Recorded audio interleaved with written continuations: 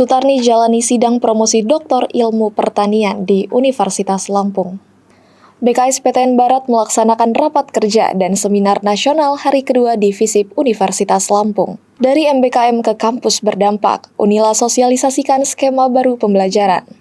FISIP Unila mengadakan pemutaran dan diskusi film anti korupsi dalam rangka Akves Movie Day.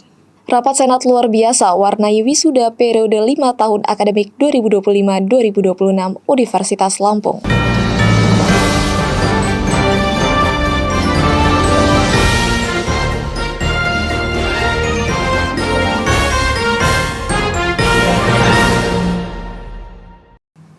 Selamat pagi pemirsa, berjumpa lagi dengan kabar Unila edisi bulan April 2026. Selama beberapa menit ke depan, kami akan menyajikan informasi terkini dan terpercaya, sembari menemani aktivitas Anda hari ini. Bersama saya Haya Fauzia, dan saya Asyifa Sakinah, inilah kabar Unila selengkapnya. Pada sidang promosi doktor di Universitas Lampung, Sutarni mempresentasikan penelitian tentang efisiensi dan risiko produksi kopi Robusta di Provinsi Lampung. Dengan suasana hikmat dan penuh akademik, Universitas Lampung menyelenggarakan sidang promosi doktor pada Rabu, 8 April 2026, bertempat di Aula Fakultas Pertanian Universitas Lampung. Sidang ini merupakan sidang promosi Dr. Sutarni dari Program Studi Doktor Ilmu Pertanian, Fakultas Pertanian, Program Pascasarjana Universitas Lampung. Kegiatan dimulai sejak pukul 9 waktu Indonesia bagian Barat, diawali dengan pemaparan hasil penelitian disertasi oleh Promovendus. Dalam penelitiannya yang berjudul Analisis Efisiensi dan Risiko Produksi untuk Mendukung Keberlanjutan Usaha Tani Kopi Robusta di Provinsi Lampung, Sutarni mengkaji tingkat efisiensi usaha tani kopi Robusta di berbagai agroekosistem. Hasil penelitian menunjukkan bahwa efisiensi teknis pada agroekosistem dataran tinggi mencapai 0,888, sementara di dataran rendah sebesar 0,784. Hal ini menunjukkan bahwa usaha tani kopi Robusta di Provinsi Lampung tergolong cukup efisien. Sidang promosi ini turut dihadiri oleh Sivitas Akademika serta keluarga Promovendus yang memberikan dukungan penuh dalam momen penting tersebut. Seluruh rangkaian sidang berlangsung dengan lancar dan penuh makna, menjadi salah satu tahapan penting dalam perjalanan akademik menuju gelar doktor. Penelitian saya tentang efisiensi dan risiko dalam mendukung keberlanjutan usaha tani kopi di Provinsi Lampung. Jadi latar belakang dari mengapa saya mengambil topik tersebut, karena Lampung merupakan salah satu sentra produksi kopi nomor 2 di Indonesia. Jadi kontribusinya terhadap pendapatan nasional, terutama dalam menyumbang devisa negara itu cukup tinggi. Nah, tapi masih mengalami persoalan. Salah satunya adalah produktivitas kopi yang belum optimal. Yang seharusnya bisa 1,5 sampai 2 ton per hektar itu belum tercapai. Kemudian di sisi lain petani itu dihadapkan oleh beberapa risiko untuk mendukung produktivitas tadi. Ternyata petani dihadapkan dengan risiko produksi adanya serangan hama penyakit, iklim dan cuaca yang ekstrim, kemudian pengelolaan budidaya yang kurang baik menyebabkan persoalan tersebut. Nah, semuanya itu dari aspek dimensi ekonomi itu akan berdampak terhadap keberlanjutan usaha tani kopi. Selain aspek sosial, aspek kelembagaan, dan aspek ekologi, itu semuanya berpengaruh akan berdampak terhadap keberlanjutan usaha tani kopi. Sehingga saya tertarik untuk meneliti itu, bagaimana membuat sebuah model yang bisa memberikan kontribusi dan rekomendasi kebijakan untuk meningkatkan keberlanjutan usaha tani kopi di Provinsi Lampung. Harapan kami semoga kakak kami menjadi orang yang berguna bagi nusa dan bangsa dan bisa melayani adik-adiknya. Ya.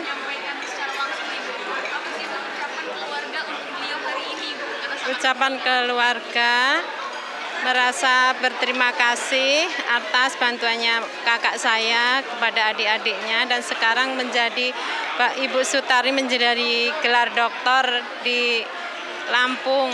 Semoga berguna gelarnya Ibu Sutarni bagi nusa dan bangsa dan untuk semua orang. Dari Naisha Gevira, Tim Liputan Unila TV melaporkan. Rapat kerja tahunan dan seminar nasional BKSPTN Barat bidang ilmu sosial memasuki hari kedua, membahas pembangunan berkelanjutan dalam bingkai kedaulatan bangsa. Rapat Kerja Tahunan dan Seminar Nasional Badan Kerjasama Perguruan Tinggi Negeri atau BKSPTN Barat bidang ilmu sosial memasuki hari kedua di Universitas Lampung. Seminar nasional yang digelar di Gedung A FISIP Universitas Lampung ini mengangkat tema harmonisasi pembangunan berkelanjutan dalam bingkai kedaulatan bangsa Indonesia. Kegiatan dimulai sejak pukul 9.45 waktu Indonesia bagian Barat dan diawali dengan sambutan dari Rektor Universitas Lampung, Profesor Insinyur Lusmelia Afriani. Dalam sambutannya, Rektor menekankan pentingnya sinergi antar perguruan tinggi dalam mendukung pembangunan berkelanjutan yang tetap berlandaskan pada kedaulatan bangsa. Sambutan selanjutnya disampaikan oleh Koordinator Bidang Sosial BKSPTN Barat, Dr. Jendrius, serta Ketua BKSPTN Barat, Profesor Dr. Insinyur Marwan, yang menyoroti peran strategis perguruan tinggi dalam menjawab tantangan pembangunan nasional. Seminar ini menghadirkan dua pembicara utama, yakni Wakil Gubernur Lampung, Dr. Jihan Nurlela Kalim, serta Dr. Bima Arya. Keduanya membahas pentingnya integrasi potensi daerah dalam mendukung tujuan pembangunan nasional, serta peran kampus dan mahasiswa sebagai motor penggerak perubahan. Kegiatan ini dihadiri oleh 30 delegasi dari BKSPTN Wilayah Barat, Sivitas Akademika FISIP, serta sekitar 150 mahasiswa peserta. Selain memberikan ruang diskusi, kegiatan ini juga diharapkan mampu memberikan wawasan serta pencerahan terkait pembangunan daerah berbasis kolaborasi. Rangkaian kegiatan akan dilanjutkan dengan rapat kerja atau sidang komisi hingga pukul 15.00 waktu Indonesia bagian Barat. Setelah itu, peserta dijadwalkan melakukan kunjungan ke salah satu objek religi di Kota Bandar Lampung sebagai penutup kegiatan. Kita punya agenda yang sangat penting menuju Indonesia Emas 2045 dengan memanfaatkan bonus demografi. Untuk itu ada 3 hal yang kampus di sini memiliki peran strategis dan penting. Satu adalah mengkolaborasikan antara riset dan kebijakan. Karena semua perlu hitungan, semua perlu data, dan kampus semestinya bisa berperan di situ. Yang kedua adalah dengan memfokuskan kepada ikhtiar untuk menyiapkan periset-periset muda yang handal, menyiapkan insan-insan kampus yang bisa berkolaborasi dengan dunia politik pemerintahan.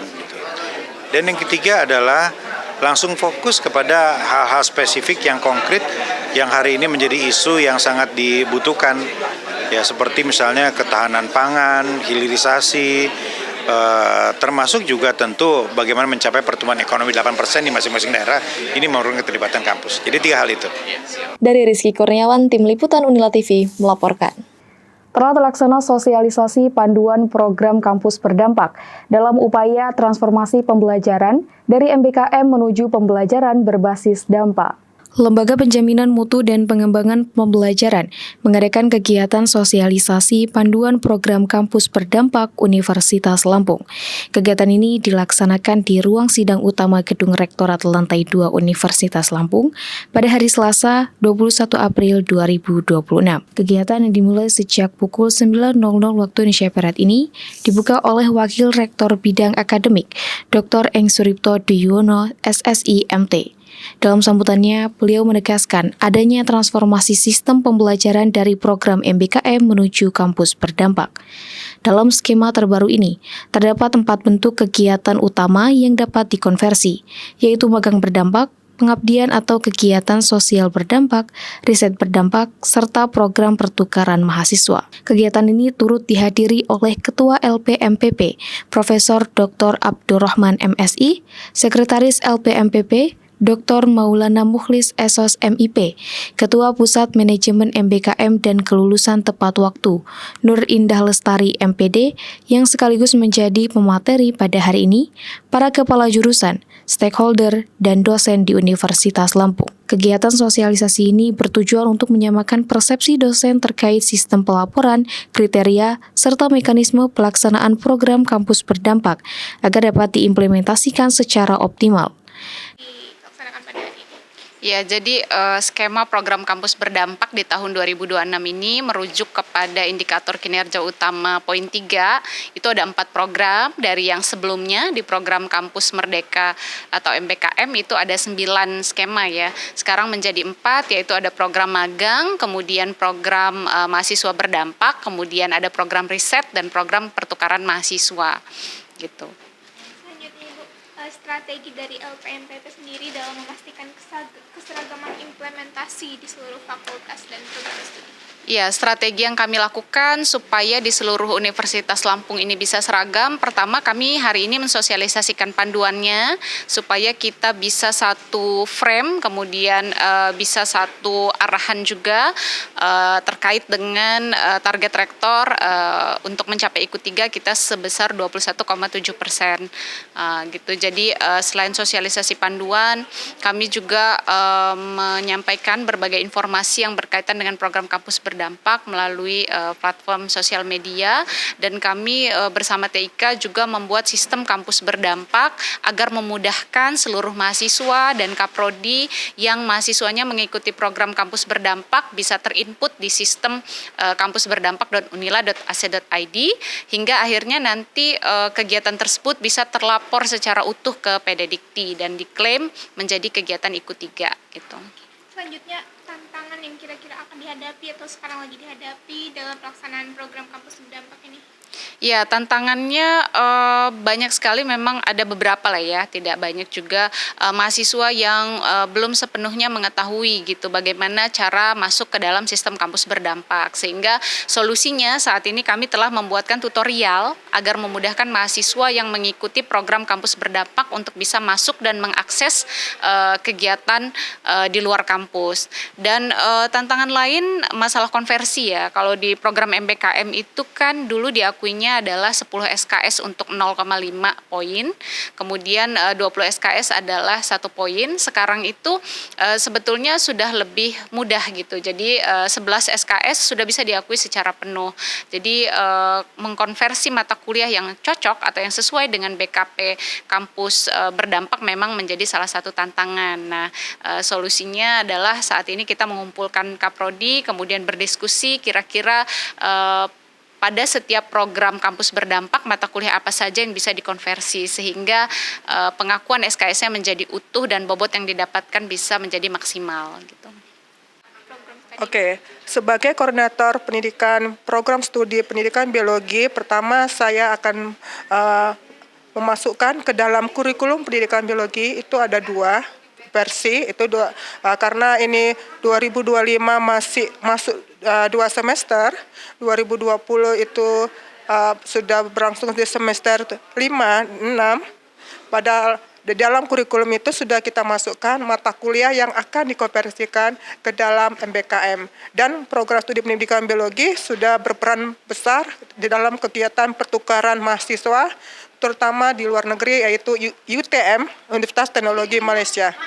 Oke Bu, selanjutnya bagaimana kolaborasi antar dosen lintas disiplin dapat dibangun dalam program ini? Oke, kolaborasinya sangat luar biasa. Dalam dosen program studi pendidikan biologi sudah ada yang namanya FGD. Masing-masing dosen itu sudah memiliki komitmen untuk pelaksanaan MBKM sejak peluncuran MBKM yang dilakukan oleh kementerian di Indonesia. Oke Bu, selanjutnya harapan Ibu untuk program kampus berdampak yang nantinya akan dijalankan mahasiswa? Oke, dalam hal kampus berdampak itu saya berharap masa mukim, masa KTW mahasiswa itu dipercepat, ya, bukan menjadi halangan mereka untuk melaksanakan kampus berdampak. Demikian dari saya. Dari Nabila Ayu Lestari, Tim Liputan Unila TV melaporkan. Dalam rangka Akses Movie Day 2026, FISIP mengadakan pemutaran dan diskusi film bertema anti korupsi sebagai upaya edukasi yang aktif dan interaktif. Universitas Lampung kembali menjadi ruang kolaborasi edukatif melalui kegiatan pemutaran dan diskusi film bertema anti korupsi dalam Akses Movie Day 2026. Kegiatan ini dilaksanakan pada Rabu, 22 April 2026, bertempat di Aula Gedung D Fakultas Ilmu Sosial dan Ilmu Politik Universitas Lampung. Acara yang merupakan bagian dari program Anti Corruption Film Festival atau AKFES oleh Komisi Pemberantasan Korupsi ini diselenggarakan bekerja sama dengan Klub Nonton Provinsi Lampung. Sebanyak 119 peserta turut hadir dalam kegiatan yang dimulai sejak pukul 14.20 waktu Indonesia Barat. Rangkaian acara diawali dengan pembukaan, dilanjutkan dengan sesi pemutaran film, serta diskusi interaktif bersama para narasumber. Hadir sebagai pembicara, Nada Hadifah selaku praktisi film dan koordinator klub nonton, Vito Prasetya Esos MSI selaku dosen ilmu komunikasi Universitas Lampung, serta Aditya Budiman selaku koordinator program Akves KPK. Dalam sesi diskusi, para narasumber menekankan bahwa film merupakan media yang efektif dalam menyampaikan pesan sosial, khususnya isu anti korupsi karena kedekatannya dengan kehidupan masyarakat. Sebanyak 11 film ditayangkan dalam kegiatan ini, di antaranya Terciduk, Revisi Final Banget, Ada Yang Salah Dengan Cinta, Plat Merah, serta Rahasia Umum. Film-film tersebut menghadirkan beragam perspektif mengenai praktik korupsi dalam kehidupan sehari-hari. Melalui kegiatan ini, diharapkan para peserta dapat memperoleh pemahaman yang lebih mendalam, serta terinspirasi untuk turut berperan dalam membangun budaya anti korupsi di lingkungan sekitar. Oke, kalau dari kacamata aku sebagai penggiat film dan juga penggiat komunitas film, acara-acara seperti ini tuh menjadi ajang apresiasi film yang sangat-sangat menyenangkan untuk bisa dijalani bareng gitu. Jadi ketika kita sebagai orang yang berkegiatan di film menyaksikan masyarakat secara umum menonton film-film yang kita yakini sebagai film-film yang sudah kami kurasi dan bagus gitu, terus mereka bereaksi yang bagus gitu, mereka senang dengan menonton filmnya, mereka bereaksi positif terhadap filmnya, itu happy-nya luar biasa ya. Jadi dari kacamata kami itu seperti itu, kita bisa berhasil menyambungkan antara film yang sudah diproduksi oleh para filmmaker kepada masyarakat, itu happy-nya luar biasa. Tapi dari kacamata sebagai masyarakat umum ya, acara kayak gini apalagi buat mahasiswa itu penting banget teman-teman, karena menurut aku ruang-ruang untuk berdiskusi dan ruang-ruang untuk kita bisa mempelajari sesuatu itu harus terbuka lebar terus, karena setiap harinya kita harus menambah pengetahuan kita, setiap harinya kita harus menambah pengalaman kita untuk bekal kita nanti di masa depan dalam bentuk apapun, tidak harus mesti tentang film juga, tapi tentang kegiatan lain, mungkin ada seminar atau apapun yang memang fokus utamanya atau objektifnya adalah capacity building, aku akan support terus dan itu akan bagus banget. Baik, dampak jangka panjang dari sisi peserta adalah tentunya film ini kompetisi Akves menyajikan film-film yang menyebarkan nilai-nilai anti korupsi. Harapannya peserta di sini juga dapat pesan-pesan nilai anti korupsinya, dan untuk jangka panjangnya kami berharap juga dari rangkaian kegiatan ini banyak partisipasi dari teman-teman mahasiswa, masyarakat sekitar dalam kompetisi Akves 2026. Oke, baik. Lalu untuk pertanyaan kedua, apakah ada rencana keberlanjutan untuk program serupa seperti Akves pada kali ini, baik di kampus ataupun di daerah lain? Tentunya rencana ke depan ada. Akves akan selalu bekerja sama dengan komunitas, dengan kampus, universitas, dan masyarakat umum, karena memang target dari Akves semua lini gitu. Dari Abdillah Ahmad, Tim Liputan Unila TV melaporkan. Ratusan wisudawan Universitas Lampung mengikuti prosesi wisuda periode 5 tahun ajaran 2025-2026 melalui rapat senat luar biasa yang berlangsung penuh haru dan makna. Dengan suasana penuh haru dan kebanggaan, Universitas Lampung menyelenggarakan wisuda program doktor, magister, profesi, sarjana, dan diploma periode 5 tahun akademik 2025-2026 pada Sabtu 25 April 2026 bertempat di Gedung Serbaguna Universitas Lampung.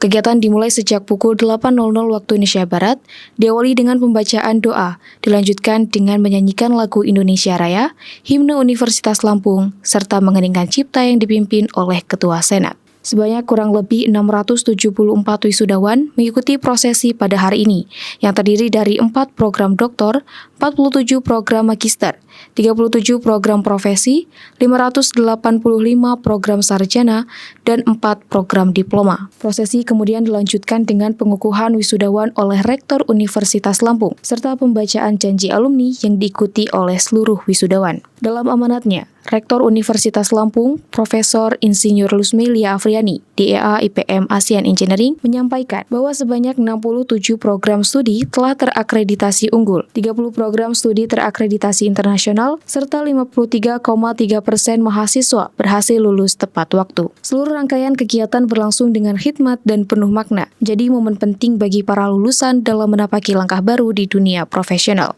Ya, pada hari ini 25 April 2026 Unila mewisuda dengan bangga 679 wisuda itu dari 8 fakultas dan 1 program studi, 1 pasca sarjana, dan kami sudah mempersiapkan anak-anak didik kita dari bangku kuliah, kita mempersiapkan untuk menyelesaikan kurikulumnya. Tetapi kami juga punya program bagaimana untuk menciptakan anak-anak kita, didik kita untuk berwirausaha. Ada mata kuliahnya, kita juga memberikan pelatihan-pelatihan supaya mereka nanti pada saat selesai dari Unila bisa langsung bekerja atau meneruskan pendidikan atau menciptakan lapangan pekerjaan baru. Dan juga selamat buat adik-adik mahasiswa yang sudah lulus sebelum 4 tahun. Suatu yang meyakinkan bahwa proses pembelajaran di Universitas Lampung berjalan dengan sesuai yang direncanakan.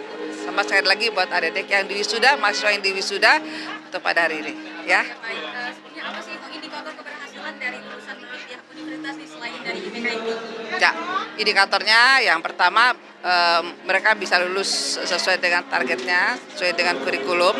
Terus kemudian nanti kita akan melihat tracer studi daripada anak yang diwisuda. Para wisudawan mudah-mudahan sebagian besar sudah bisa bekerja atau melanjutkan pendidikannya lebih tinggi itu sebelum 6 bulan. Itu yang ditargetkan. Oke, ya. Oke, baik. Predikat ujian. Oke, kunci utamanya satu yaitu selalu aktif di kelas. Jadi kunci untuk mendapat predikat pujian ini harus aktif di kelas, sering tanya. Kemudian ketika hari H pembelajaran sebelumnya atau malam harinya kita harus belajar atau baca-baca sekilas gitu sih.